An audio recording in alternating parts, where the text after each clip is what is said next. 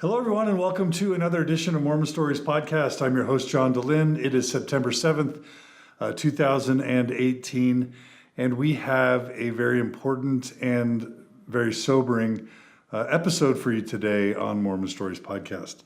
Today, we are interviewing Camille Hunka and Maddy Seacott. And for those of you who follow the Salt Lake Tribune, you will know that on August 30th, this article appeared in the Salt Lake Tribune, which is entitled "Assault Survivors Seek Safety for Missionaries." And it has a picture of Maddy there. And then the next day, or I believe it was the day after, on August 31st, a second article came out that says, "Know that someone cares," with General Authority Brett Nielsen on the cover. It's a two-part, very extensive story about Mormon missionaries experiencing sexual assault and how the church handles it. And while, I think the article was very important and has had an important impact, I also think that rarely can any newspaper article maybe tell the full story. And so I'm pretty sure that there are important parts of the story that didn't get shared. And so today on Mormon Stories Podcast, we are very grateful and humbled to have Camille Hunka and Maddy Seacott joining us to tell their stories. So each of them are going to share with us their story about experiencing sexual assault on their mission. I should go ahead and just insert the trigger warning here that we will be talking about sexual assault, rape, recovery, treatment, and all those sorts of things. So please be aware of that and manage the health and safety of yourself and of anyone who might be listening as we talk about these important issues.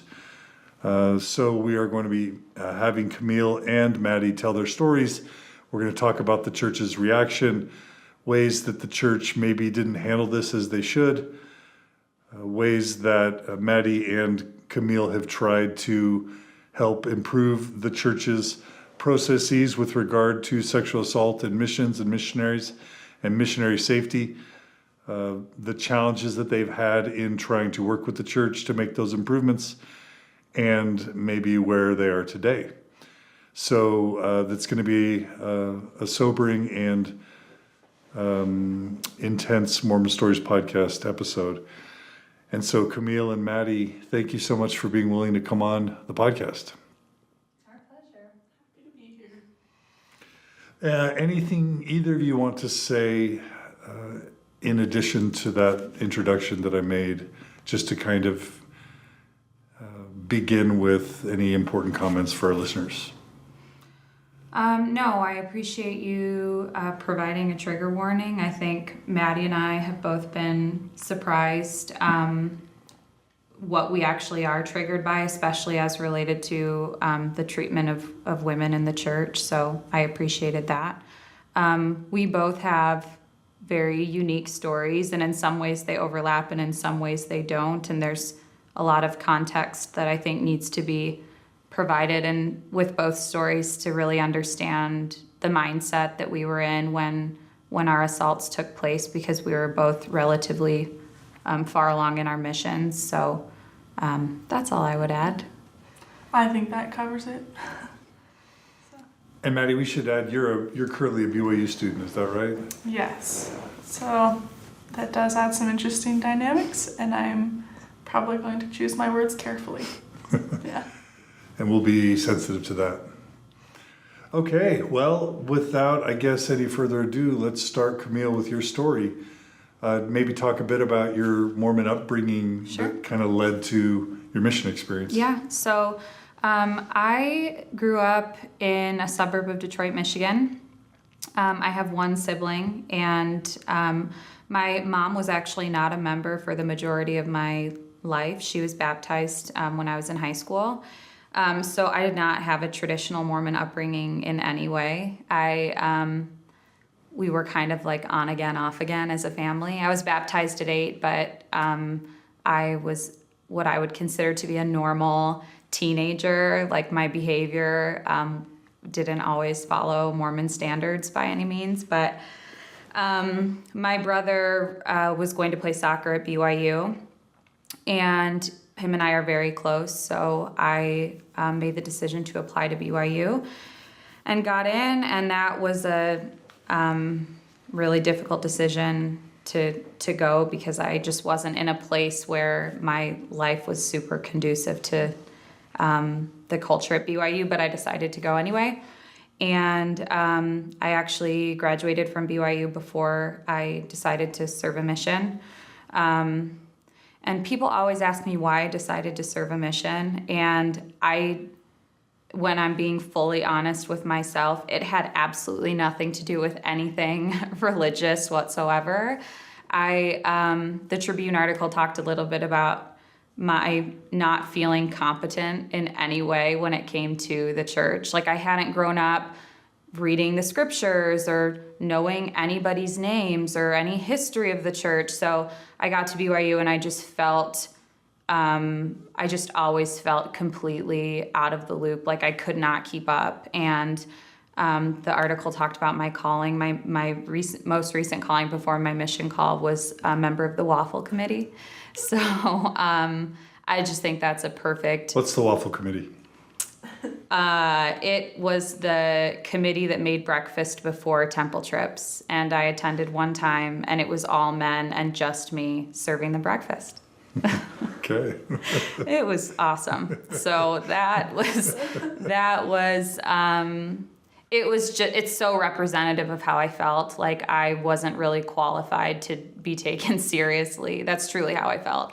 And, all of my guy friends had come and gone. And I just felt like I was working down in Provo. Like I had a good job, and I just felt like, I was going to work for the rest of my life. So why not take a second and go on a mission? Logical thinking, I think. So am I hearing you say you felt a little bit inadequate church-wise and that maybe a mission could make you 100%. feel like a more legitimate Mormon? 100%. Yeah. I felt like even as a child when we would sporadically attend church, I remember, they would say, turn to Alma, whatever. And I would be like holding my scriptures. Like I have no clue where Alma is. That could be anywhere. And just watching people, so quickly and casually flip to it. There were such basic things that I didn't know. I remember my brother getting to BYU and learning that the Holy Ghost and the Holy Spirit were the same thing. I mean, we had no clue. Like we just had no clue. My parents and my brother were endowed all at the same time when I was a senior in high school. So, we didn't we didn't see garments. It just wasn't a part of my upbringing. So totally felt inadequate the whole time I was at BYU. And when you decided to serve a mission, where was that in the chronology of the church lowering the age for men and women and encouraging women to serve, all women to serve who can versus how it was before? Yeah, so I think that announcement, I want to say it was made in 2012, and I received my call in 2013, so it was after. So it was a year into that missionary craze that the church experienced. Yeah, and I felt that in my mission for sure.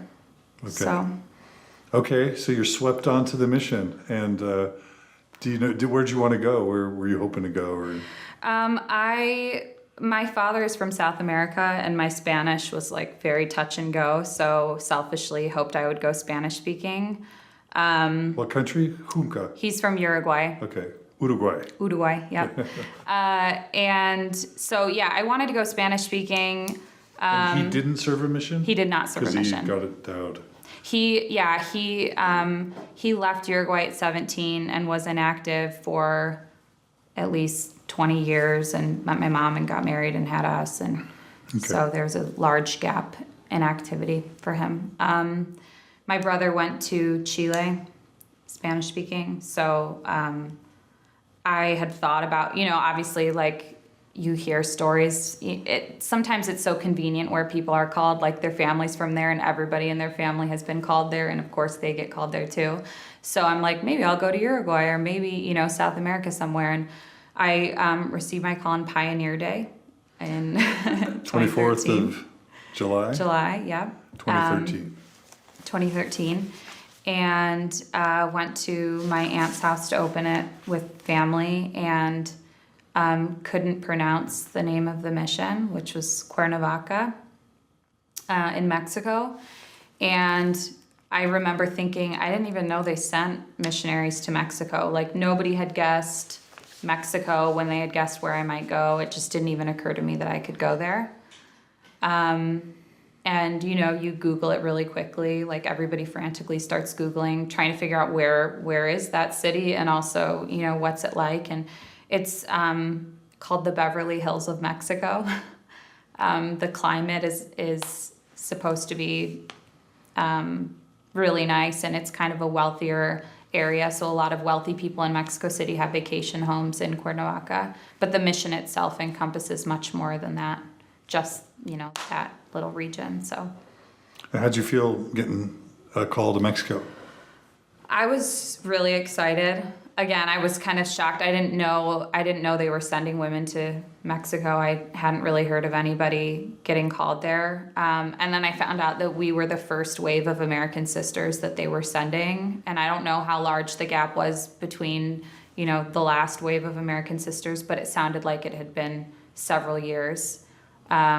So I was really excited. Yeah, it sounded just like an adventure, which is kind of what I was looking for. So. And what was your testimony like as you're entering your mission?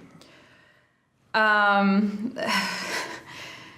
think, I'd just been at BYU for 4 years, so I'm not sure what was authentic and what wasn't. I think, I would have said, I know the church is true. I just still didn't know a lot of details. I remember in my first area with my trainer, in one of my first lessons, we were teaching the word of wisdom, and she wanted to go through a quick little role play, and she's like, all right, flip to the word of wisdom. And I looked at her still not there. No idea where to find that, and I was only in the MTC for 12 days because they accelerated me through Spanish.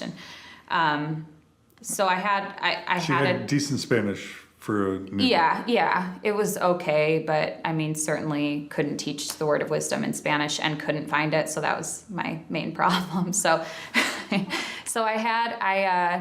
I would say I had a testimony, but it wasn't complex in any way. It was just I know that it's true enough to obviously be here for a year and a half. So I remember when I got called to Guatemala, I didn't know where Guatemala was, but when I got to the MTC, they had these little fact sheets of what's your country like? And so you read about the national bird and the national flag and the national motto and the climate and that's kind of what you learn about your country. Sure. And mine was before the internet, but did you have any sense about the dangers, the risks? Talk about kind of what you learned up through actually going to Mexico in terms of what the potential risks were for you. Mm-hmm.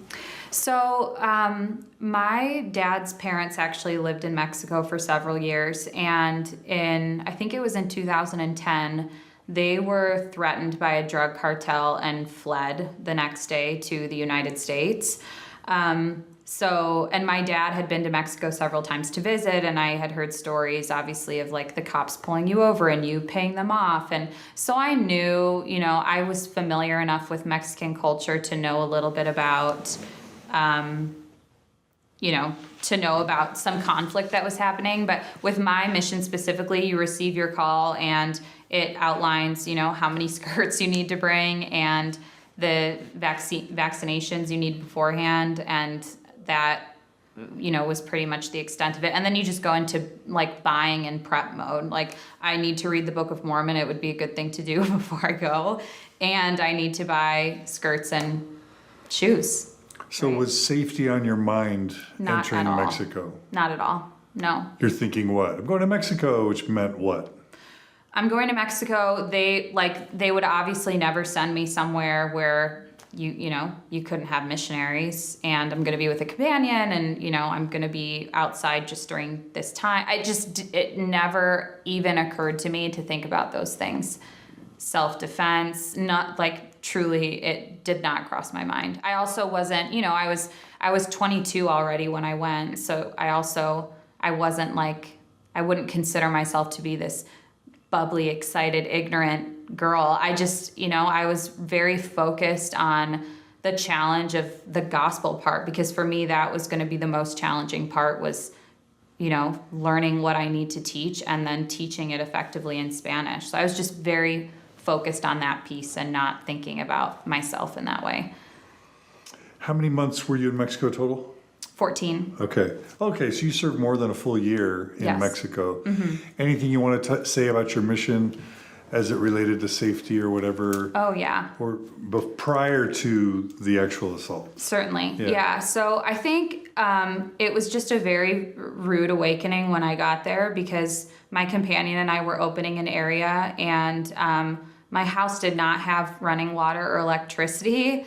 And I remember being so confused at the lack of organization. It was like the zone leaders scrambling to find housing for us when they found out that we would be arriving.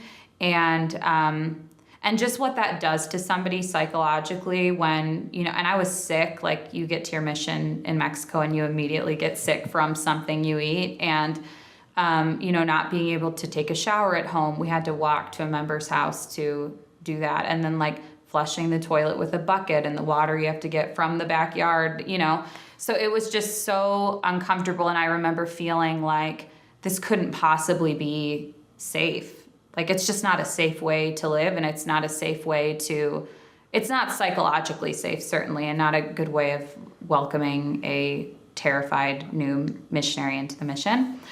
In my first area, actually, my first night, you're supposed to contact everybody, and I contacted this man. I complimented, he was wearing a Mexican soccer hat, and I complimented his hat because I like soccer, and that was my way of, like, starting the contact. And I think he thought I was not starting a religious contact. So he, like, grabbed my arm and was prepared to, he mentioned to my companion, she's coming home with me. And I'm like, I have no idea what's happening. So that was, and my companion was furious at me for engaging with this guy. And that was kind of a wake up call of, okay, I have to be a little bit more aware. So, I mean, you're catcalled every day and harassed in that way. There were multiple times that I was groped in the street, just men that would come up, and you're wearing a skirt, so they would, like, grope you under your skirt and run away. Or one time there was a guy on a bike that, was riding and gave me a nice spank and kept going. And it just became part of your life there. And at one point it was actually funny to me, which is, I think hopefully that reflects the place I was in. Like, it was like my body was separate from me, and I was there to do something else. And if people wanted to do that along the way, it just felt like it was the cost of doing business and, as a missionary. Things got really challenging in my area, in Iguala. This was the first place where I started noticing pretty significant conflict. Our ward secretary was kidnapped for 11 days at one point, and that was a very traumatic thing for everybody. He was a young guy and had been working at a mine, and in Mexico, as a business, you pay the cartel monthly to basically leave you alone. And what I understood is that they weren't paid, and so they kidnapped a few of the employees, and the ward secretary was one of them. So just existing in that dynamic, knowing that was going on, and having to just continue, like, he was not, being probably tortured every day, was just, I don't know, just a huge challenge. We were baptizing a girl who was, I think, 9 or 10, and her family had gone inactive, and now she's baptism age and past 8, so she's a convert. So the morning of her baptism, we went to pick her up, and her mom just looked totally freaked out, and she took me close to her, and we were going to take her daughter to the baptism, and she whispered in my ear and told me that they had found her oldest son murdered, and that they would be leaving the state, or that they would be leaving the city in the night because they had also received threats. So this was the last time I would be seeing their family. And I remember looking, and she said, my daughters don't know, so please don't say anything. And we're on our way to her baptism, like just completely surreal. So yes, there were little, I would say not little things, significant warning signs. And then everything kind of came to a head at the end of September of 2014 when there was a shooting in in that city in Iguala where I was, and 43 college-age students were kidnapped and presumed dead. So that happened within a mile from our missionary apartment. And people are knocking on our doors, like canvassing. They are handing out, like, have you seen these people flyers? And we were inside. We were asked to stay inside for 2 weeks. We weren't allowed to leave our apartment. And then we were called and said, please be at the bus station in 30 minutes. And about 90 missionaries were evacuated from that state for a period of 3 months. We were sent back on January 6th, and my assault. Where'd you go? Where? Where'd you go when you were evacuated? Oh, we went back to Cuernavaca. That Beverly state, Hills. huh? The Beverly Hills. It went back to Beverly Hills. Yeah, no, that state is much smaller, but it was considered to be safer. So they just basically doubled up in every area. So, and at first it was a temporary assignment, and then they said, nope, this is your new area until things settle down. And then we were sent back in 3 months later. 3 months later. Yeah. And those students that were kidnapped, or do we know what happened to them? They were murdered and burned. It was really disturbing. So there's a documentary about Iguala, but cartels rule the world there, and kidnappings take place constantly. And so many people disappear. And when they were looking for the bodies of these boys, I remember them finding other like mass graves and doing a DNA test, and they did not match the DNA of the boys. So they would just find bodies. Like, it's just normal there right now. So they are dead. Yeah, they were murdered. And these kids were what age about approximately? 19 to 21. And I'm just trying to imagine someone in Salt Lake saying, okay, 3 months, we're good. Like, it's safe again to go back into Iguala because it's been 3 months since 43 students were killed and burned. Right. So now it's okay. The missionaries are safe to go back. Right. Well, and I remember when we were evacuated, we were told that it was not a decision that the missionary department made. We were told that it was just a precaution, that it was actually okay, but there were a lot of protests at the time. The whole country was panicking, and there were so many protests at the time that they were worried about blockades, and they were worried about supplies, like us being without food. They certainly weren't worried about I'm sure they were worried about our safety, but their main concern was that there were protests that were leading to these blockades, which were leading to, a potential lack of resources. So I remember my mission president saying, like, this is basically just a precaution. It doesn't sound like it was a decision made by the missionary department. So the mission department's letting local leaders make these decisions. Correct. Talk about your mission president. Who was he and what was his background? And my mission president? At the time, yeah.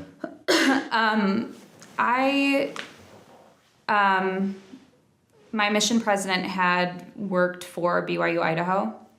And I didn't know a lot about him as a person. You interact only in mission leadership settings, so I didn't take a ton of time to get to know him. I just knew that he had been, a faithful, active member his whole life. I think he also served a mission in Guatemala. And I had a good working relationship with him. I had been in a leadership position for the majority of my mission, so him and I saw each other fairly regularly. And What was the leadership position for women in your mission? sister training leader is what it's called. So we were in a unique position because we were the first American sisters back in the mission, and then there was a huge wave of them in the transfers that followed. So I think there was a need to have somebody who was kind of a liaison between, these native sister missionaries that had been in the mission and kind of had it down, and then these 19-year-old women that were, didn't have Spanish, didn't have any background in Spanish and were struggling. So I helped a lot with that. So what types of messages were you given about safety as missionaries? Was the general topic of like danger or risk or safety ever brought up either in the MTC or in Mexico? And if so, what were you told about God, protection, obedience, your safety? Was it ever discussed? And if so, what was your impression about, the protection that you might be afforded, the divine protection you might be afforded?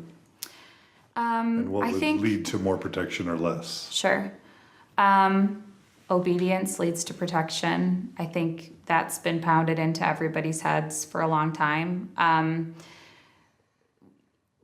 In the temple, they pray for missionaries every day. So that you have this community rallying around you with the most powerful prayers that exist. Temple prayers are extra powerful. Temple prayers are extra powerful. Okay.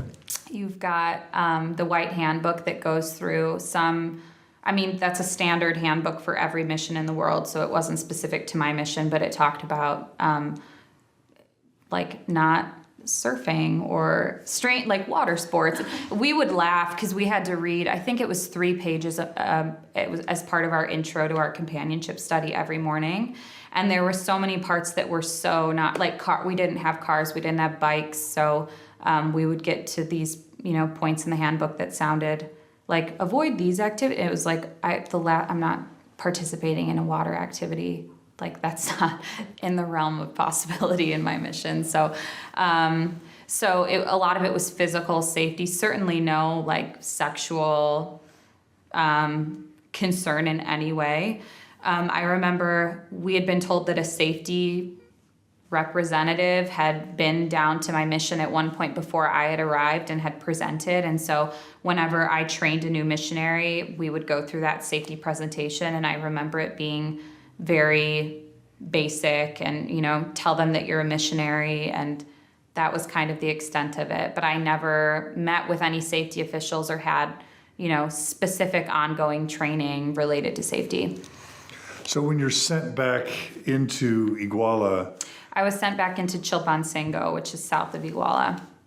Okay. And when you're sent back into that state, right? Right. That, so many, 43 students had been murdered in, what were your thoughts and feelings about returning to that general area? I was so excited.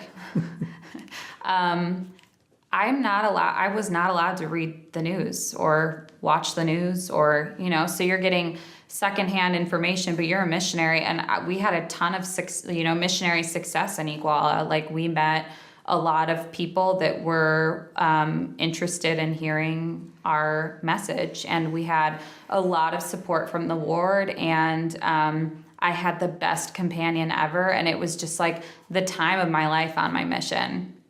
And so I couldn't wait. I was really excited. And I was going to be training a brand new missionary, and my companion, who I'd had for the last 6 months, would still be in my district and also training a brand new missionary. So it just sounded fun.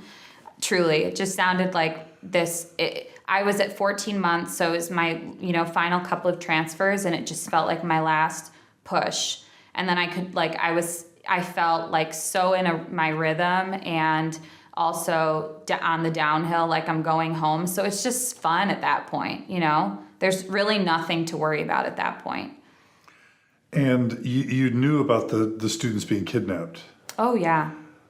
But do you have any idea or theory as to why that didn't concern you or trouble you? Or it sounded... And there had been the kidnapping of the executive secretary, the yeah. person that was killed. you knew there was danger there. It just didn't register, and this makes me sound really naive, and I suppose I was, but it doesn't occur to you that would ever happen to you, especially coming from a place where I had not been obedient at any other point in my life. And now I feel... Prior to your mission. Prior to my mission. At BYU, I gave it my absolute best effort. But before that, it was a free-for-all. So this was the first time in my life that I was doing everything that I could possibly do. What more could you possibly do as a member of the church? Full-time, praying 100 times a day, before and after everything you do.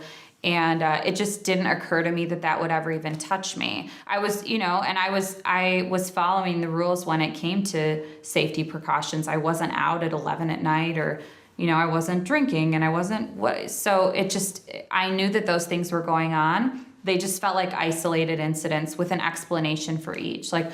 His employer did not pay their fee to the cartel. Well, they were kidnapped, or these students were involved in protests and there was some conflict with the local, police department. And well, that is what happened. But why would they target missionaries? And you mentioned your obedience because, again, you felt like if you were obedient, what? I was protected. Right. For sure. And I was. I mean, nothing had happened. Of course, now looking back, it's I was spanked all the time, so that did happen. And you start realizing that it wasn't that way. But at the time, certainly. Felt safe. Yes. All right. Do you want to talk about, is there anything else you want to talk about before we talk about the actual incident, the assault? It's very complicated, but I think it's important to note that we were evacuated for 3 months. And I think that represented that there was, a specific danger to us. And, when you think of the students that were kidnapped, they were missionary age. So there was so much strange momentum building up to this final moment that was, I'm training this missionary and then I'm going home. So how do you feel about talking about the actual incident? Yeah, okay. I'm totally okay doing that. So my new companion arrived January 5th of 2015. She was from Mexico. And that first day we spent in the mission home and training meetings. We were on a bus on Tuesday morning, January 6th, to Chilpancingo, which was, I think, a little bit over 3 hours on a bus from Cuernavaca. We were picked up at the bus station by 2 missionaries, elders. I think they were our zone leaders, and then taken to the first counselor's home because there hadn't been missionaries in the area for 3 months. So it was just kind of a recap of what had been happening and if there were investigators, and here are your resources in the ward. And so we had breakfast there for maybe an hour. And then I think it was around 10 or 11 that we were dropped off at our new missionary apartment. And this was the same apartment that sisters had been in prior to the evacuation. So I remember in Mexico, I'm sure in a lot of, Central and South America, there are these gates on the street, and you use a key to get in. And once you're in, it's either just a single house or maybe a little courtyard with a couple of houses or whatever. So what I remember is you get in with a key, and then there was a member's house. I don't know what their position was in the ward, but we lived in this upstairs apartment. So use the key, get in. Elders carried up our suitcases up a flight of stairs on the outside, and then we go inside and they leave. And there was no electricity because the bill hadn't been paid for a couple of months. So I'm looking for our area book, which is the book that has hopefully every resource you need to know what is going on in that area. And I couldn't find the area book, and I realized that we had no electricity, so I wanted to make our beds before we left for the day to start working. And so I made a few phone calls. I was trying to track down the area book, and I remember my companion was in the bathroom, and I just hear these footsteps coming up the stairs. And our door was ajar because, like I said, once you use a key to get in, it's like your house. It was a member's house, and then your apartment upstairs. So it's hot, so you keep doors and windows open. So anyway, these two men, I hear footsteps, and I look at the door, and our door is, open, and these two men are just at the door. And I remember for a split second, I looked at them, and I was wondering if they were our neighbors, someone coming to introduce themselves, like, oh, the sisters are back. That, wouldn't be abnormal, but they immediately started coming in and immediately said, get under the table or we'll shoot you. And I remember my companion was coming out of the bathroom, and I looked at her like, is this actually happening? And her face, I just remember her face dropping and my stomach dropping. Like I just knew at that point that something horrible was going to happen. So it was a really small apartment. Did they have guns? I didn't see, but they said they were going to shoot us, and I immediately got under the table. And I remember my memory is that it was a larger end table, so you had to really crouch to get under it. And we couldn't see much, but I just remember immediately hearing my suitcase, all of our suitcases, the zipper very aggressively being opened and just like kind of ripping things apart immediately. And within a minute, the one man, I think, was uncomfortable that we could still see, and so he ordered us on the floor. So we get on the floor, and we're, side by side, face down, and he immediately puts blankets and clothing, like dumps the suitcase on top of us and lays a blanket out over us so that we couldn't see a thing. And I don't know how much detail you want, whatever I'm comfortable with. So they started so actually one man was just robbing us. Only one man was near us and talking to us. And at first it just felt like an interrogation, asking us why we're there and who knows we're here and where we're from. And in between everything, he would tell us, say very casually, okay, if you're lying, we'll kill you. So, and I'm holding my companion's hand, and he would ask us some questions, and sometimes my companion would answer first, and then he would spank me and say, I'm talking to you, and make us both answer. And so that continued for a little while. At one point, our phone rang, and he panicked, like, who knows you're here, who would be calling you? And I could tell he got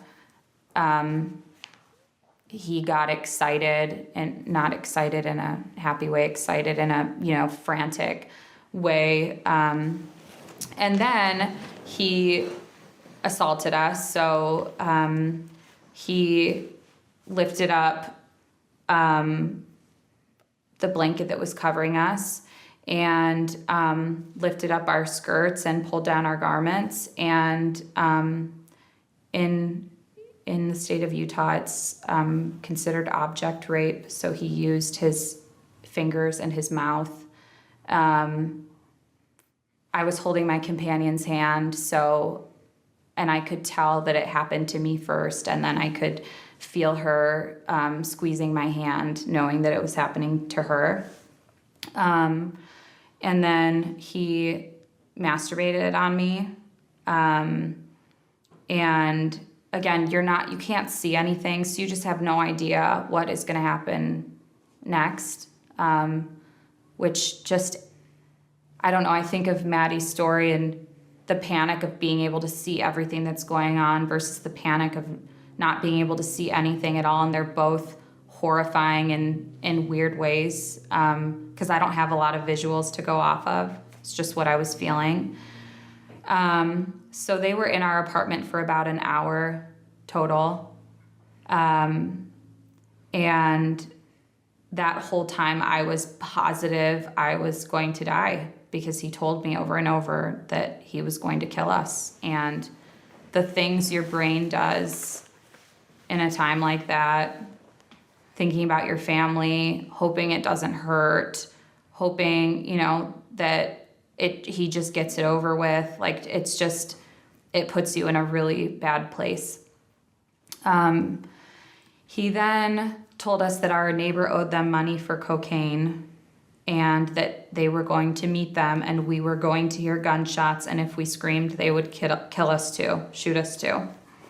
So then we heard them shuffle through a few more things, and then it was total silence. Real quick. Yes. During the time where he's assaulting you and your companion, and even during that whole time you're lying there on the floor, are you praying? Are you thinking about Heavenly Father? Are you thinking about the protection that you felt you had been afforded? What types of thoughts, as it relates to religion or spirituality or doctrine, or is any of that going through your brain at the time? For sure. I think that was the beginning. Like, that was such a traumatic and also very profound moment where I actually felt nothing. Meaning, of course, I was praying and I felt nothing. I felt no peace. The only thing I felt when he was like in the middle of assaulting us was that I was able to be somewhat disconnected from my body in a way where I was in total survival mode at that point and just did not want him to kill me. So it felt like, you can just do whatever you need to do as long as you please do not kill us.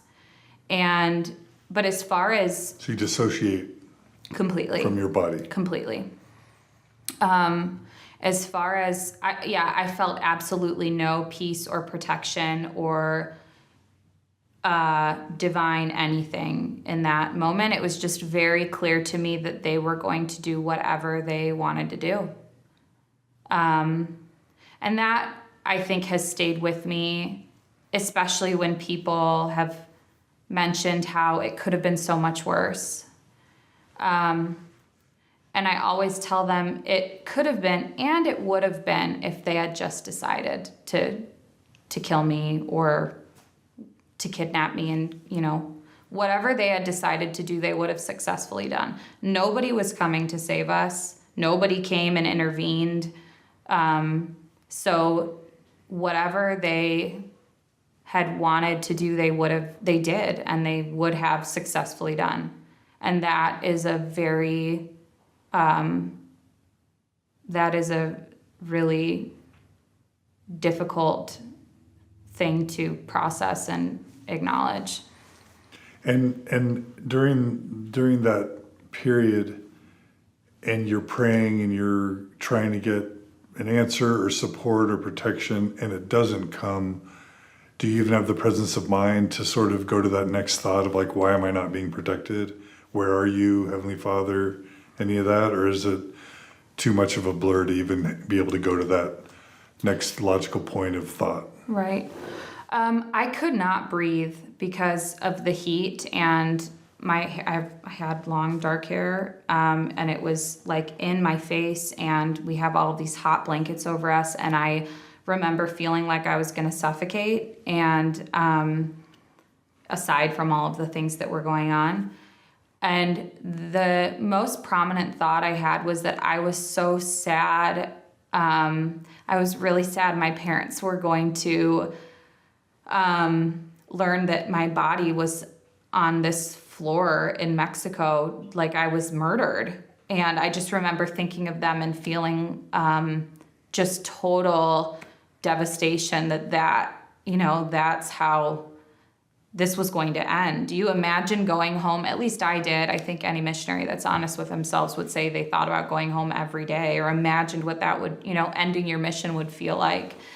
And so to think that mine was going to end with my parents getting a call that their daughter was murdered, that's what was going through my head, and hoping it didn't hurt. Like, that was the extent of my thought process. Please shoot me in the head and not somewhere else in my body where I'm going to survive it for a few minutes and be in pain.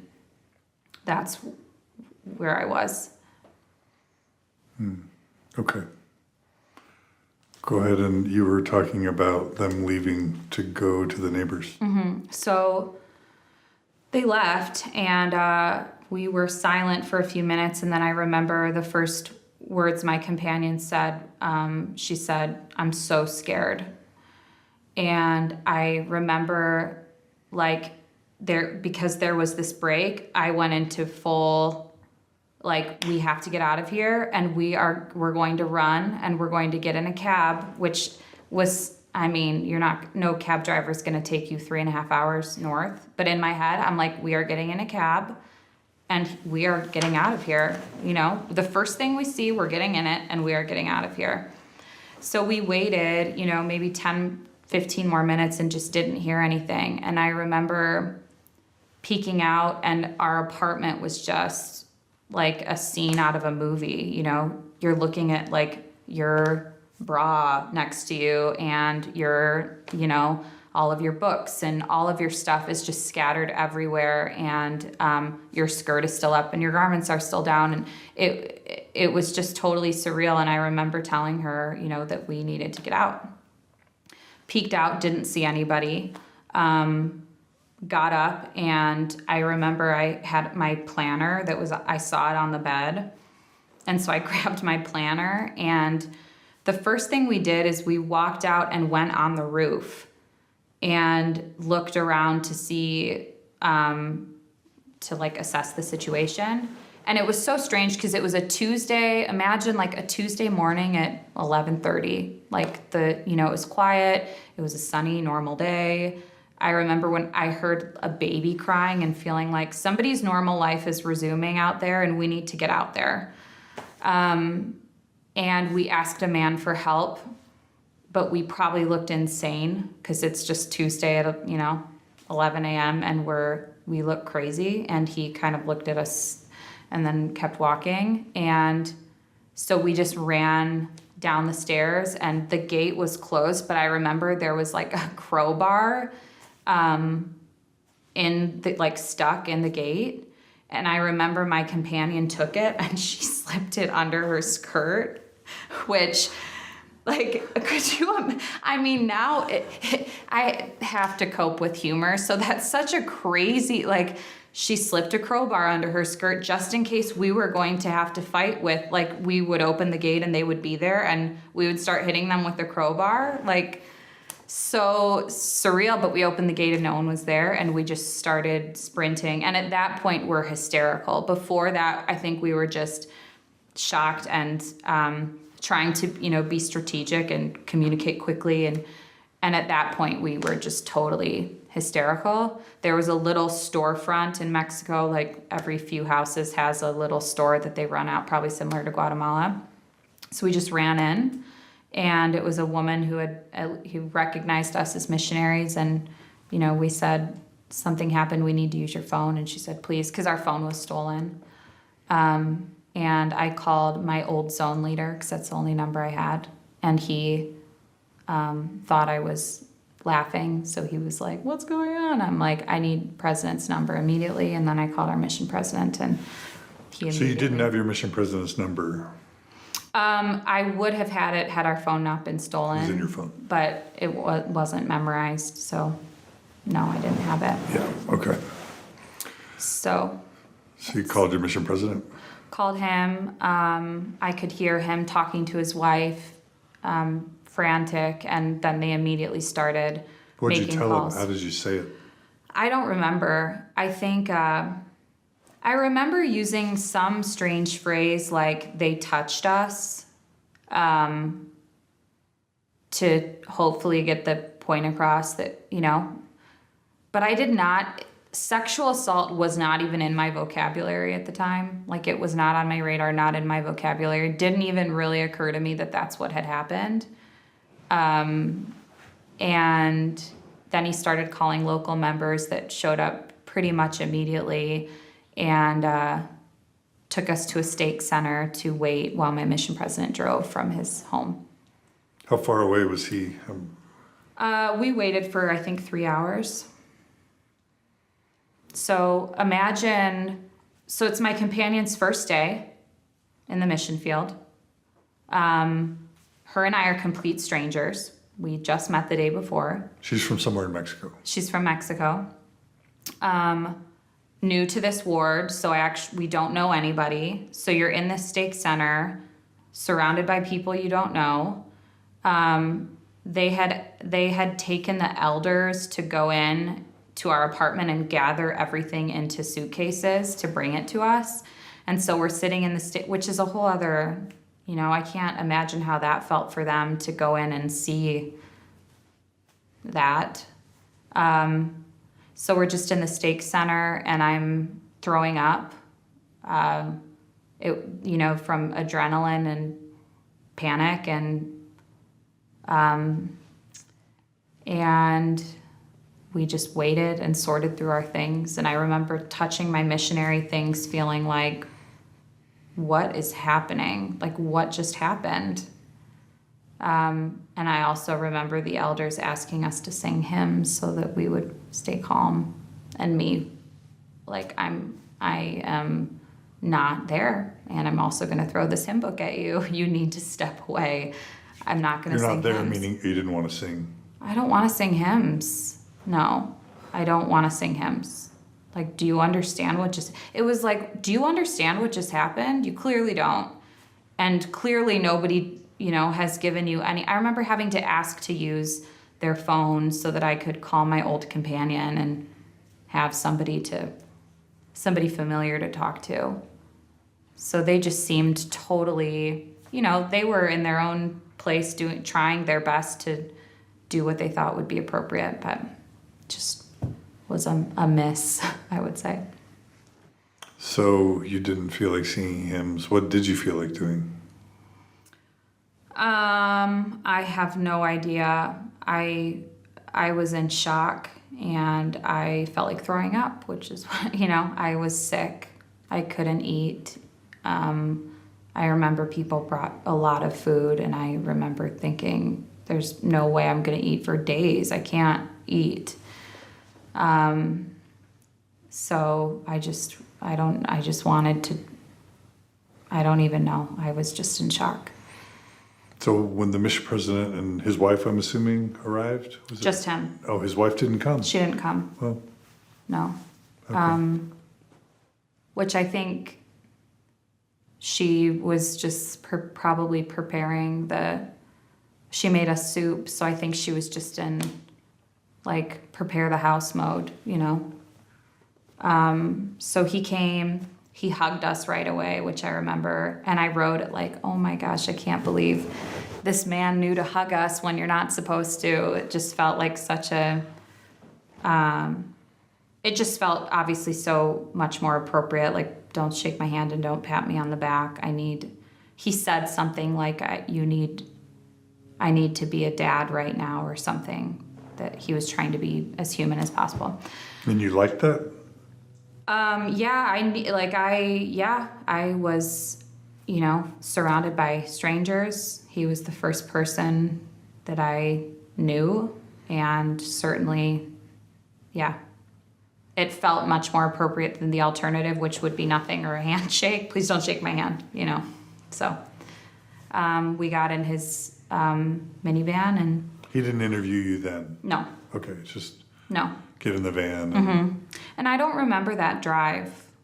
I remember we were with the elders too, the zone leaders, because there was a zone a leadership meeting at the mission home the next day, so they were going to be traveling anyway. But I don't even remember that drive. I don't remember if we talked. I don't remember it.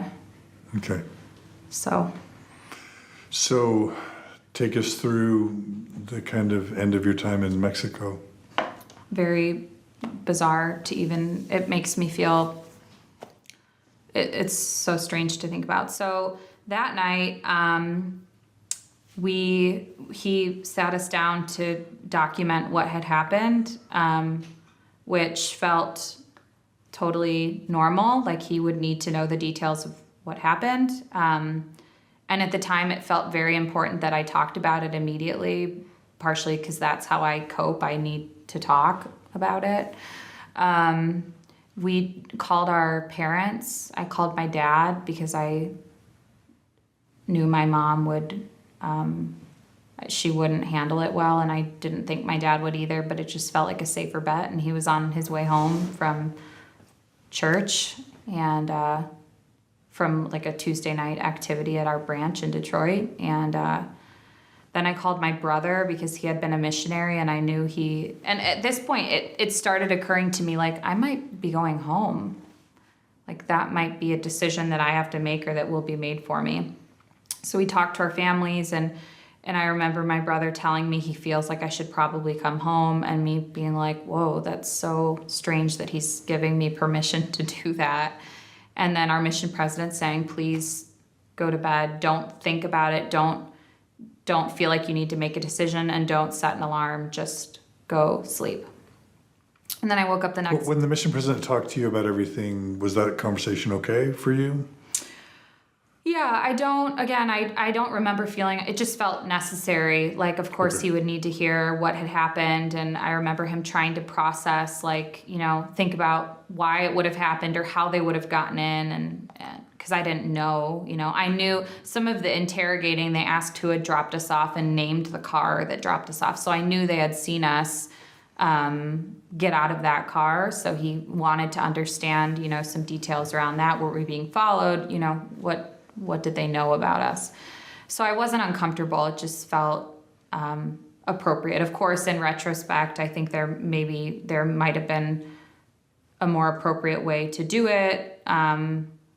Maybe including his wife. I don't know, but at the time it was fine. Okay. So next day, I remember I come downstairs, I'm in pajamas, and the first thing he says to me is he asks me if I'll step into another room. And I remember we were standing, and he said, I talked to your stake president at home, and I talked to the area president, and I received an email from your parents, and collectively we just have decided that you need to go home. We thought about the idea of sending you to therapy weekly at the Missionary Training Center. I guess there was a therapist in Mexico City, but we decided that didn't make sense, and so we're working on a flight right now. And I remember feeling like partially relieved that I did not have to make that decision, which Maddie and I have talked about since, what would be best. Should the victim be able to make a decision? Should that be made for her? Should they always be sent home? I was grateful that because I was so intensely in missionary mode that I think I would have said, I should stay. I have this duty to stay. So he said, you're going home. And he also recommended, or he said, if you want to be done, you can be done. But if you want to finish your last 4 months, I've recommended you for the Salt Lake City Temple Square mission. And that was the first time where I was like, please don't say that to me. Please. And I didn't express this, but in my head, I'm thinking, please do not simultaneously tell me, I can be done. And then also plant this idea in my head that, technically I'm not done. There's this 4 months left and I should probably finish it somewhere. It just put me in a bad place. And they just had no idea what to do with us. So I remember, they brought my old companion in, and the person she was training was my new companion's companion in the MTC. So it was like the four of us that knew each other, had worked together, and it felt familiar. So they just wanted us to be with friends, I shouldn't say friends. She's my friend. She's my good friend. And it felt like they just threw money at us. Like, what do you want to do? Do you want to go to the mall? Do you want to buy new luggage? Do you want to go sightseeing? And I was like, let's go sightseeing. Great, I'm leaving. I never got to see those ruins. Let's go. And so we went to these ruins, like they rented a bus and we went to these ruins, and I have these terrifying pictures of me and my companion smiling at these ruins. Like we were in shock. And then we did go to the mall. I bought a shirt to go I bought a shirt to go home in. And then we went to buy some souvenirs. And then that night, all of the male leadership in the mission was in the mission home for their leadership meeting. And I remember asking if I could say goodbye to them. And I was just in, street clothes. And my mission president's wife said, hold on, let me ask the president, because you're in street clothes. So I want to make sure that's appropriate. And I remember being like, I'm going to need to say bye, who cares what I'm wearing?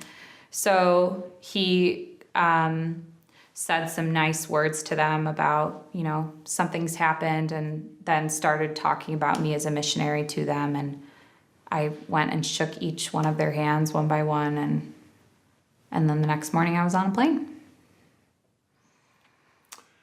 Anything else about your time in Mexico that you want to say? It's so hard because when your mission ends that way, you desperately, you need to work through that and cope with that, but you desperately want to hold on to the good things that happened. And there were so many, my mission, it's so confusing because I don't regret going. I had so many really good experiences, and I met so many wonderful people, and I love Mexico and love the Mexican people. And it was just a very profound, important experience for me. And so I feel it's necessary to include that as we talk about what happened. It's important to remember that I had, I could elaborate on 100 great, wonderful, hilarious experience. Everything is funnier in the mission because you're so bored and there's no entertainment. So something that's not actually funny at all becomes the funniest thing that's ever happened to you, or the people you meet that say insane things, So I want to acknowledge that piece too, but certainly this has dominated that. So let's go ahead and continue with your story to the point where you get in touch with Maddy. So okay. You get home, what happens? Sure. So I'll just kind of speed through it. I get home January 2015. I start dating pretty much immediately. So I go home to Michigan, but my whole life, other than my parents, was in Utah. So I wanted to get out here really quickly. Okay, what about healthcare? Oh, that part. So medical care. Yeah. So they, someone from the missionary department was in contact with my parents in the day and a half that I, was still in the mission before I flew home, and essentially they offered therapy forever for me and for my parents if we needed it. And that was a volunteer working at the I don't church? remember. Okay. It wasn't a volunteer. I just don't remember their title. And I got home and there was somebody in my branch that worked for LDS Family Services. So that was my first logical go-to, is LDS Family Services. So I went to therapy a little bit while I was at home, but then I moved back out to Utah and I continued therapy in Utah. And it just immediately didn't feel like a fit, but I also had no idea what to do. And in Salt Lake City at LDS Family Services, there was a woman who knew a director in the missionary department in some capacity and said, I think your story is worth discussing. He oversees the early release volunteers, and I think it's worth you discussing with him. So she said, if you could just summarize your experience via email, and I'll send it to him and connect you to. And this was in April of 2015. So I did that. Real quick, what Sure. about the option of continuing the 4 months to finish your mission? Was your stake president cool receiving you? How did your ward receive you coming home early? Did people know? And then how did you make that decision about whether or not to continue? Was that all made right then in that first week or two, or? I think I would have, I think the decision was made the minute the words left his mouth. Like, that's not going to happen for me. I still had... Who? Your stake president? No, when my mission president said, I've recommended Temple Square, when he said that, I immediately knew... Your decision. I would never do that. Yeah, I would never... Why didn't you want to continue?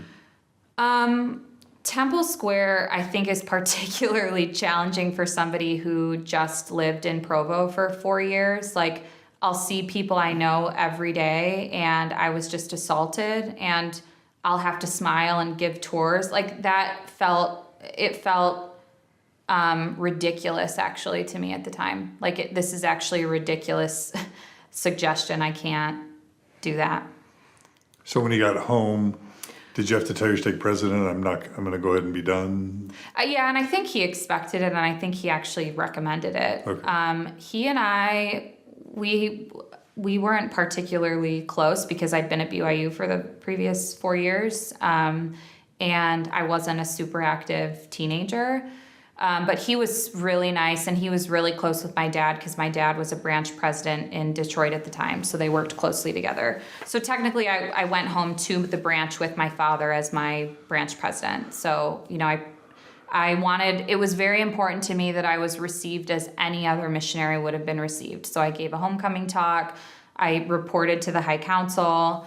All of that was important to me. I didn't want them to act like my mission wasn't done, so I wanted all of those closure moments. And you got them all? In the worst way, like even a couple Christmases after I came home, I was at the airport going to Denver, where my husband is from, and there was a missionary coming home, and I completely lost it and was in bed for days. That was such a trigger for me because it was this moment that I imagined my whole mission, and then I came home and it was like my parents, with this poster. They tried so hard and they're the best, and but it wasn't a celebratory. It was horrifying, and immediately logistics of what do we need to do? How are you? What's going on?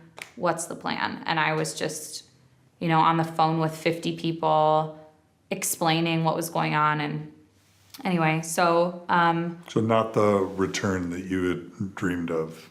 Certainly not, no.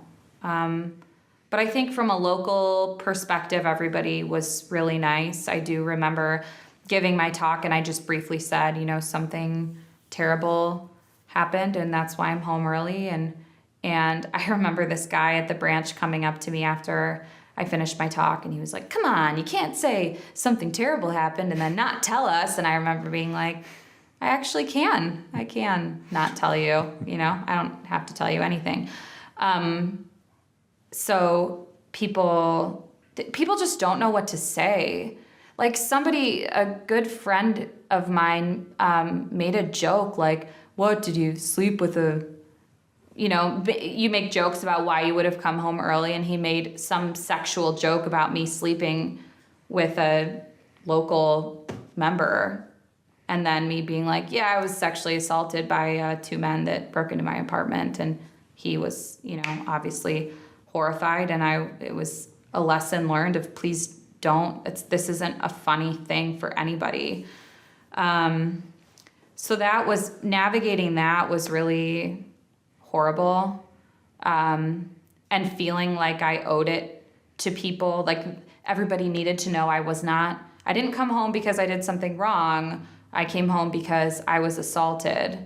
And the degree, the severity, they also needed to know. It wasn't, nobody just grabbed my boob in the street. It was this full on hour-long, I thought I was going to die. I felt like I needed to justify why I was home to the, dozens of people that reached out. And then there were people that didn't say a word to me because they had no idea what to say.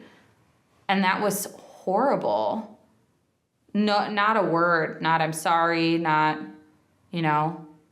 And then there were people from home that have no affiliation with religion whatsoever that were the best. Like, I don't understand any of this, but I'm so sorry that this happened to you. And, but I think the silence was the most hurtful. And it was shut down in my mission. No one was allowed to talk about it. And so that created, unfortunately, a barrier to outreach to me. Nobody, people didn't, it wasn't like the mission rallied around me and, suddenly I'm cut off from this thing that was my life and they're not allowed to talk about it. So they don't even know the details. And now they're not reaching out to me and, supporting me and loving me. It was just silence. When I'm thinking about the rule that missionaries can't talk about it, I guess I'm imagining them saying you deserve privacy and it's no one's story to share but yours, so no one's going to be talking about the fact that you and your companion were assaulted. So I can see a privacy justification for people not talking about it, but then to have nothing said leaves all that room for question and speculation. And then how does the word ever get out that there are safety problems or that this is a risk? So have you thought about how that needle was trying to be thread and what was right or wrong about it or what could have been done better? Or? Yeah. So I think the intentions were good, which I think the intent was privacy. If anybody would have asked me, and if anybody knows me even a tiny bit, they know that I'm an open book, and I would have given permission for that to be discussed. Because again, it was important to me that people knew what happened. I didn't vanish. Just quit early. Of course. Or did something wrong. Right. And I had been in this leadership position my whole mission, and I was 14 months out. So I was not like a likely candidate to suddenly leave the mission. So I think the intent was good, but it totally backfired and doesn't take into consideration how traumatic this can be for other people. Like my companion who had been with me the previous 6 months, who was with me in Iguala when the kidnappings happened. And hours after I went to the airport, she was sent back to Chilpancingo, where I was just assaulted. Okay, so you're saying they didn't remove the missionaries from your area? From my immediate area, which, yes, they did. I mean, they didn't send people back to my immediate area. I think they waited a month. But then after a month, they did. Yes. But even, I mean, her apartment was maybe a mile away from my apartment where I was assaulted. The police were not called. There was no attempt to apprehend them or identify them or anything like that. And then you're sending her in, just right there. Your former companion Correct. gets sent into a nearby area. Correct. Within a month. No, within hours. Within hours. Yeah, Okay. Within hours with my companion's MTC companion. So how they dealt with that, they were just with us, seeing us cry, going sightseeing with us and taking us to the airport, and then they're on a bus. Like, good luck. What that does to them, it's not obviously there's I think a lot of trauma bonding that takes place when, it doesn't mean that you were next to me when it happened, but if you saw me within hours or talked to me, like, you're connected to that forever too. So I don't think I just think it was a really bad decision, There was no help or support for the missionaries, the women specifically now staying in that mission. There was no conversation around, why it might have happened or what they could do. I think the only discussion was that they asked missionaries to never leave their doors ajar, even if they're behind a gate or whatever, which had a whole other, that's not why this happened, As if it was your fault. Right. It was just that's the only thing we took from this. And I remember my mission president told me, it's right after Christmas, so everybody says that these, that people, they know that you've just received stuff, so people rob, if there's more theft after Christmas. that was like the only excuse or explanation I ever received. So in some ways, the mission just returned to business as usual. 100%. What other choice is there? I mean, there are a lot of other choices, but no reasonable choices at the time. So the services for you and for the missionaries who remained, and the response in terms of trying to prevent future occurrences was just kind of none. It was Zero. non-existent. But I didn't even realize that until March, when I moved back out from Michigan to Utah officially. And I received a call from Elizabeth Smart, who I had a friend who was roommates with her cousin, I think was the connection. And she kind of talked me through what to expect. And I remember thinking that was so amazing that she would call me. And then the next day, a volunteer from the early release department called me and just like fumbled through. It was such an awkward call. And now, almost 3 months had passed. And that was the first time I stopped and thought, what is your process? Like, what is actually going on? And why am I just lumped in? Like, there are a lot, with the age change that you mentioned, a lot of people were coming home early for a variety of reasons. And it just felt like they put me in this queue of however many hundreds of people. And when they got to me, and they were like, oh, wow, or how are you doing? And it just felt really fishy. Like, what is actually going on? So that was the first time I was able to kind of process from a, practical standpoint, like, what resources do you have? What resources does my mission president have? What are the processes? What do they look like? How can I help? Basically. So that was kind of the start of it all. I had a meeting with the early release department in June of 2015. And I shared my story and gave them advice of things to do and not do. Like, please don't ask about somebody's activity. How is church going? Like, totally inappropriate, not your business. And you can't call somebody 2.5 months after a violent sexual assault. And it probably shouldn't be like a random volunteer. I don't know why somebody of general authority can't pick up the phone for 5 minutes and validate what happened to me after me dedicating, 14 months of my life to this cause. And you don't have the time to just say you're sorry. It just seemed impossible to me that was what was going on. So you didn't meet with the general authority upon returning home? Oh, no. I wasn't contacted by anybody. My mission president called me, but then you are immediately like delegated to your local, stake president and my dad, my branch president. But then I moved to Utah and I'm in random wards and they're supposed to have the, ability to work through this with me, and I have to tell each one what's going on. And I was in a ward. So you're explaining to bishop after bishop? Yes. What? Talk about that.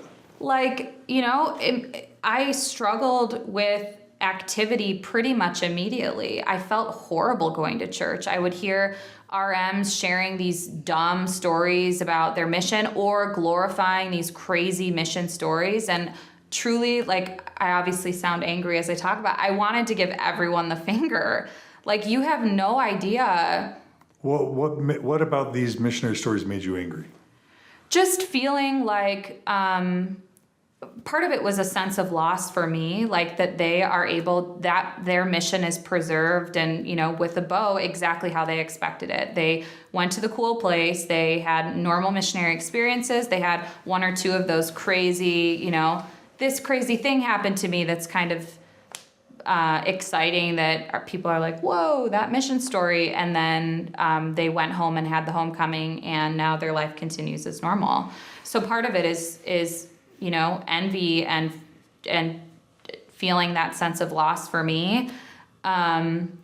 and also hearing the way the gospel's manipulated to fit people's stories. Like, I remember somebody talking about, I think I shared this with you, somebody hiking and they were falling down this cliff and they were praying and this rock appeared and like they caught their foot on the rock, and so they stopped, and you know, they were so grateful that Heavenly Father heard their prayer. And I'm like, if anybody is deserving of a prayer heard, it seems like it would be a missionary.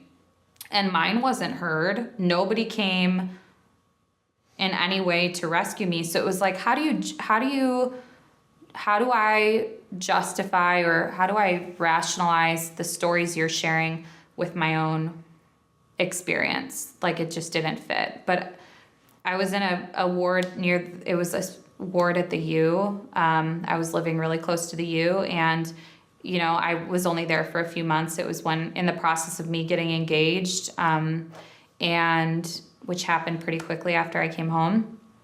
And just a few months ago, my husband and I bought a house, and we were at a furniture store, and I recognized someone at the furniture store, and it is that bishop. And he comes up to me like, "You look familiar." And I'm like, "So do you?" And he says, "Oh, you are Camille, you served in Mexico." And I'm just like, there are these men walking around that like know these things about me. It's just so uncomfortable. And I run into you at a furniture store in Salt Lake. Like, that's so uncomfortable for me. And then you had to tell, what was it like to have to tell multiple bishops in sequence your story? Was that a problem or hard for you? I think the hard part is that, so I married I had met a boy in my new student orientation group at BYU my first day, and him and I were really good friends for years, and he's now my husband. So I had known him for 6 years, and we dated pretty much immediately when I got home from my mission, and we got engaged in July. And like I said, I struggled with activity pretty much immediately, and part of it, which I think Maddy can relate to, is just the trauma of, you know, sexual assault on a mission is very unique, and it's connected to church. So you'll hear, you know, even like, be obedient and you'll be protected. You hear this rhetoric that no longer works for you, and it becomes an unsafe place for you to be, and you don't want to be there. And I have the ability to say, I don't have to be here. And but you're getting married in the temple. So having these conversations with bishops and feeling like you need to justify your, you know, you've been through it too, like your activity, and explaining, you know, I want to get married in the temple. This is what's going on. This is the trauma I've been through. This is why I can't sit through church. And them like fumbling through, you know, what that looks like for them as a bishop, and figuring out if they can still give me a recommend. And so it's just so awkward. And I'm trying to imagine them asking you questions about the law of chastity. Right. As a sexual assault survivor. Right. Like, I would not want to ask one of those questions. Yeah, and I think I got to a point pretty quickly where I felt like, you know, as a local bishop, you probably don't want to be doing this, and I don't want to be talking about this, and you have no idea you'll never understand what that was like. And so, like, let's just move, let's just move through this. But it was not great. So. What was going on in your spiritual life at this time? That I think it was just conflict of me holding on and being, you know, fresh off my mission and trying to cope with what had happened, and understanding, you know, trying to rationalize, you know, what I had talked about, like this doctrine or these ideas that you have been told over and over, and then this assault happens, but people are still saying, you know, this is part of some sort of plan, and me feeling like, never say that to me or anybody else again. They're saying your sexual assault was part of a plan? Correct. Like, tell me how that conversation goes.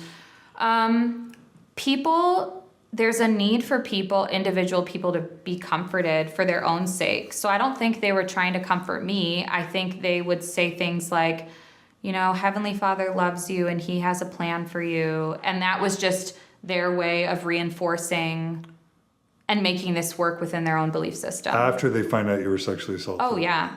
They Yes. tell you that Heavenly Father has a plan for you. Absolutely. And I thought, people have agency. It's like I started feeling frustrated immediately. Like any good thing that happens to me or that happened to me on my mission, I have to attribute it to a blessing. But every bad thing and my assault that happened, I have to attribute to agency. So it's like it just starts feeling off, and I think I felt that immediately. I just felt like this is off. And I also, when you factor in my upbringing, like I was not raised in this Orthodox Mormon family, and my mission was really the only time I was 100% active in every way you could be.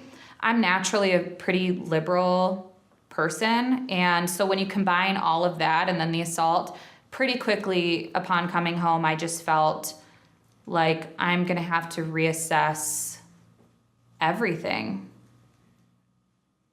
Everything. But you still got married in the temple. I still got married in the temple. How many months, why are you smiling? Because I think there are things that I did the first year I was home that I don't know if I would do again. Not getting married, but getting married in the temple, I think you're just still, like I said, you're still in that mode, and this is like, that's how you get, is there another way to get married? Isn't that how you get married? So, but I remember my husband and I kind of feeling like we knew, part of the reason we married each other is the reason we bonded so quickly at BYU is that we both were like, oh, you were crazy in high school? I was too. And you felt like, okay, here's my safe place at BYU. Like, we're not doing those things right now, but at least we know that we can be ourselves around each other. That was so important to me.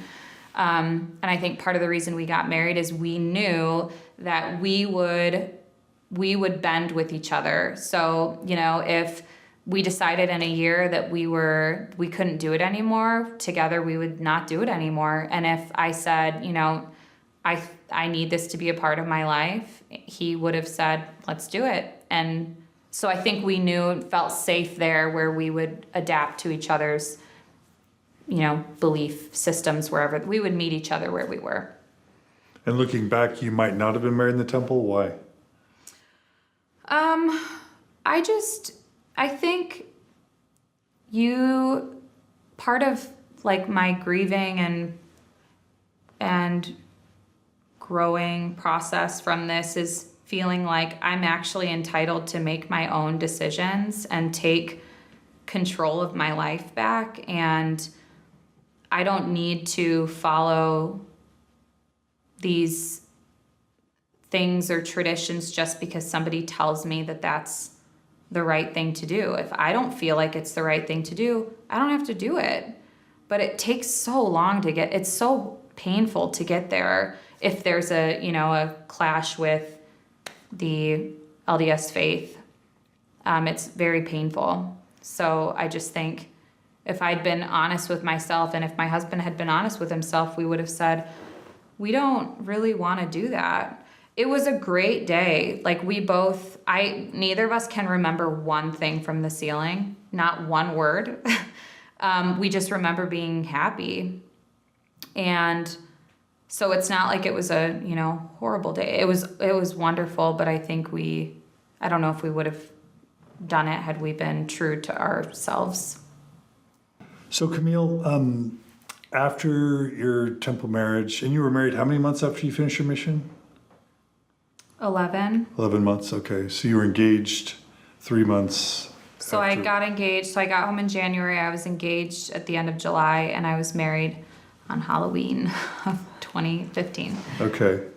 So before a year's up, Correct. you're married Yeah. in the yeah. temple. Which felt, I feel like I have to give this disclaimer that when you, and Maddie and I have had this conversation, when you have been assaulted, trust becomes it's everything to you. And the man I married, I had known for 6 years, and I trusted entirely. So I think that led to a really quick marriage. I had known him, I trusted him, I loved him, and that was really all I needed. I don't know how much you'll be comfortable talking about this, but I would only imagine that experiencing a sexual assault could be complicating in a early marriage, because all of a sudden now, the sexual activity enters into your life as a married Mormon, and you're living with that kind of untreated history of sexual assault. Yeah, and I remember a friend's mom told me, "You're going to have problems with intimacy," and me feeling like, that's fascinating that you would say that. Without going into too much detail, we talked about high school a little bit, where I was a normal high schooler. So I'll just say that wasn't my first experience with intimacy. So I think it was fine. I'll just say that. It didn't, I think, actually, initially it was totally fine. I think there have been times where maybe there have been, especially like when I'm in the middle of these meetings at the church with Maddy, where it felt maybe like more of an issue, but it was just an emotional feeling like I wanted to disconnect from everything. But initially I didn't feel like it was a factor at all. Okay. And that's good. At least could have been worse. Right. And so you got that call from the volunteer at some point. You had the offer to have did the therapy sessions continue? So I went to therapy before my wedding, kind of semi-regularly, but now I'm in full, I'm getting married, I'm so in love, and that's my world, So did you feel like your trauma got sufficient treatment? Certainly not. I just didn't even acknowledge it, no. So your therapy wasn't healing from trauma, it was what? Well, in therapy, it just felt kind of pointless. Like we would kind of go through the motions for an hour. I don't feel like I was given, and it hadn't really evolved quite yet. Again, it kind of felt like I came home, I'm getting married. So even processing that almost felt like it was on hold. So therapy didn't feel very productive. And then it got to a point where I thought, this is actually really unproductive, because the tools you're using are the same tools that completely messed with me as a missionary. So it was an LDS Family Services Correct. Therapist here in Salt Lake I area. went to one in Detroit, one in Salt Lake, and one in Provo. And what were the tools they were offering you? They just applied the gospel in every way, because it's part of their, technique. So talking about the atonement and how much Heavenly Father loves me, and just reiterating those things. It just wasn't what I don't want to talk about the atonement, I don't want to talk about any of that as related to my assault, because like I said, assault on a mission is unique, and what does Jesus and the atonement have to do with your healing from your assault? I'm just curious, in the minds of your therapists. When you are going through a difficult time in life, you should rely on things like prayer and access the atonement. So the therapist is saying, pray more, get closer to Jesus, that'll help you heal. Yeah, certainly. Yeah. And that feels like what to you as a sexual assault survivor being told, draw near unto Christ to heal? It just, again, because I had done everything I could do and then was assaulted, it just, I felt very bitter. Like, that's not how this works. It's not like I give and then he's willing to come in and heal. Like, sometimes you give everything you can and it still doesn't work out. So I just don't need this right now. I have severe anxiety, so I need you to provide me with some, helpful techniques for combating that anxiety, or, we need to talk about what has been triggering, or you need to be okay with the fact that I can't go to church all the time because it's painful for me. So it just felt like there was an expectation that I was going to bring X, Y, and Z to the table, meaning I'm an active Mormon and I'm bringing my belief system that aligns with yours to the table. And so you're going to equip me with those same gospel tools to help me navigate this. And it just wasn't working. So I get married, I'm a newlywed, and then I get this text from my friend that says, there was a woman from my home ward that was assaulted in Bolivia. Would you be willing to reach out? Okay, so had you done anything else to try and fix the church or change their policies? Had they done anything else to reach out to you? I don't think so. I went to Mexico. I had a friend getting married, and I went in 2016, and I met up with my companion. And so, like I said, I think I was focused on me. I was focused on being a newlywed. I was working full time, and I wasn't thinking about I just needed to kind of put that away for a little bit. So you kind of put it down for a while. Mm-hmm. Okay. But then I get this text. I reach out to Maddy. Maddy and I exchange a few emails. She's coming out to BYU. At the time, I'm living in Provo. And so a friend texts you. Yes. And sorry, you already said this, but I'm just going to slow it down. A friend texts you and says what? She says, so this is a friend and a coworker at BYU. She says, my dad let me know that somebody in his ward in Washington recently returned home from Bolivia and was also sexually assaulted. Would you be willing to reach out? So I composed this email to Maddy. She gave me her email address, which I think Maddy gave permission, I hope. Mm-hmm, I did. And my email just basically said, I don't know the details of what happened. I'm so sorry. I went through something similar. I'm available for as much or as little as you want at any time. And that was kind of the extent of it. And emotionally for you, what was it like to finally hear from another victim that someone had reached out to you, and for you to find out that you're not alone? You now had someone else to talk to about this. What was that like to hear about the possibility of actually talking to somebody else who might be able to at least somewhat understand? What was that like for you? It was really simultaneously really powerful and also totally infuriating. Like, why is this happening?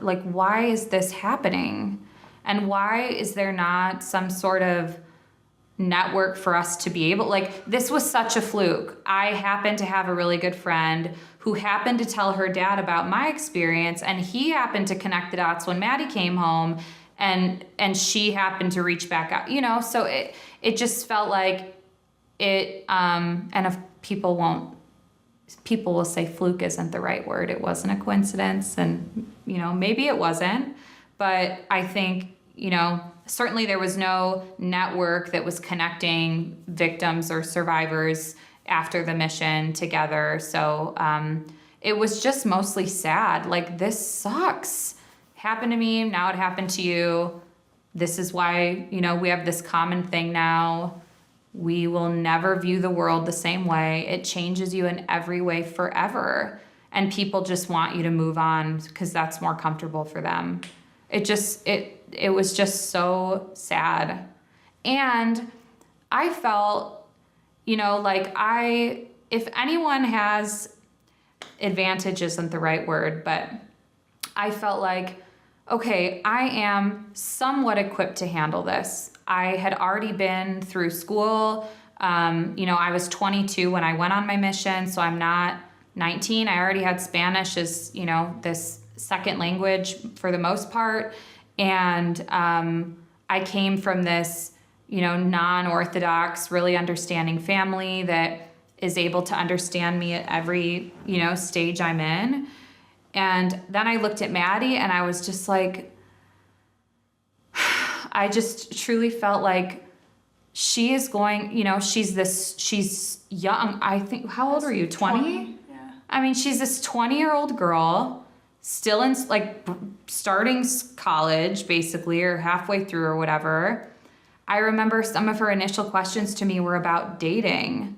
And we'll talk about that after, but just, so I want to follow that in the sequence, but just this idea of like you're alone for a year or however long, not having anyone to really relate to or talk to, and then all of a sudden it's almost like light breaking through. It's sad, but it's also like it felt like, okay, now I have, she'll get it. Nobody else will get it. Even my companion who was with me, like I think, I don't know, I just looked at her like she'll understand. Yeah. Sexual assault happens to so many people. I can't relate to people being sexually assaulted by, husbands or boyfriends, it's just so foreign to me in the same way that they can't understand how manipulated you can feel as a missionary when that happens. So it felt like, for the first time I have somebody who will understand.